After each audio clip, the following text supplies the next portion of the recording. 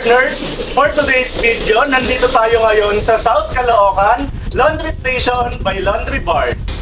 Ngayon po kasama ko si Ma'am Glenn and Sir Bill, ang ating client from Caloocan City.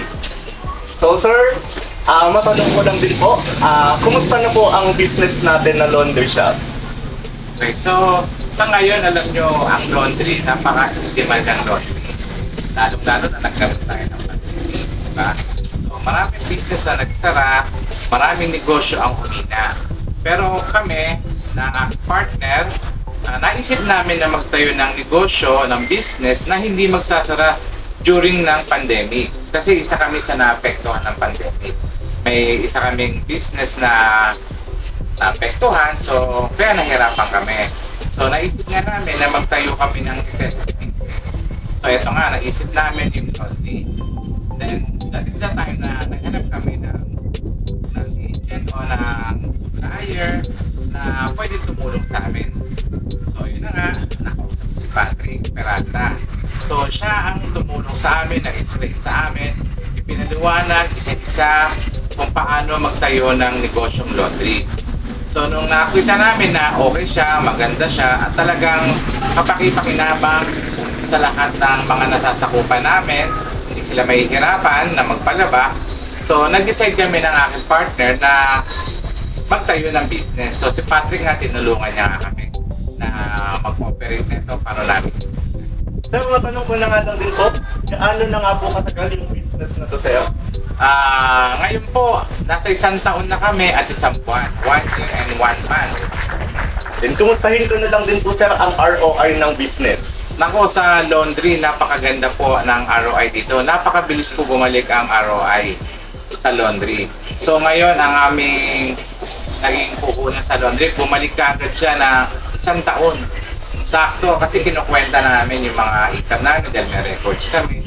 So nakita namin, ang bilis pala bumalik talaga. So tama yung sinabi mo sa amin, na hindi kami magsisisi na ito ang tinayo namin dito. So for you naman ma'am, sige sir, thank you po sir. For you ma'am, as partner po ni Sir Bill, kumusta naman po ma'am yung experience niyo sa ganitong klase ng business?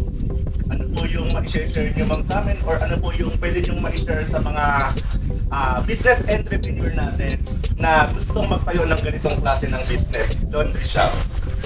Okay naman, maganda magtayo ng business ng laundry shop, lalo na necessity talaga to. Sa ngayon, yung mga tao, tamad na sila maglaba eh. Talagang hinahanap na nila ngayon laundry shop. Kaya yun, araw-araw naman, maganda naman yung flow namin, marami kami tagal na laundry. Pagdagang katanungan na lang din po ma'am and sir, ano naman po, or kumusta naman po ang after-sales support ng company na kinuwaan po ninyo? Nako, sa after sales and support, actually yan ang number 1 na importante sa mga business na tatayo natin. So far naman po sa NUDD, wala kami naging problema. Napakaganda ng after sale nila. Isang tawag mo lang, isang text mo lang, sumasagot agad. Kala mo nga ka-textmate mo eh.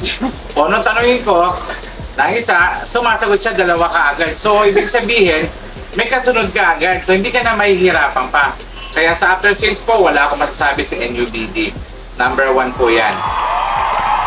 Then, ma'am and sir, ayun, it's time na lang din po para ipromote yung ating business, saan po located, pangalan po ng ating laundry shop, and then saan po ito matatagpuan. Bale, located ito sa South Caloocan, Barangay 75, Laundry Barn. Dito na kayo magpa-laundry, mura lang sa amin, tsaka talagang masasatisfied kayo sa service namin. So yun. So pati rin po hindi lang po mga kapitbahay namin So wini-welcome din po namin, yung iba medyo malayo sa amin. Kasi po napakadali lang po puntahan ito. Pagka sinabi nyo pong Laundry Barn, Kilala. makikita naman po kaagad yan sa Waze, sa Google, mapupuntahan nyo po kaagad yan. Hindi po kayo mahihirapan. Dahil dito po sa laundry namin, para lang kayong nasa coffee shop, chill-chill lang, meron kaming TV. So pwede kayong mag-Netflix, meron din kami ice cream. So yun po, napaka-convenient po, hindi kayo maiinip dito. Presko po sa laundry namin. Laundry Barn, Laundry Station. Sa NUBD, tiwala nyo ay aming aalagaan.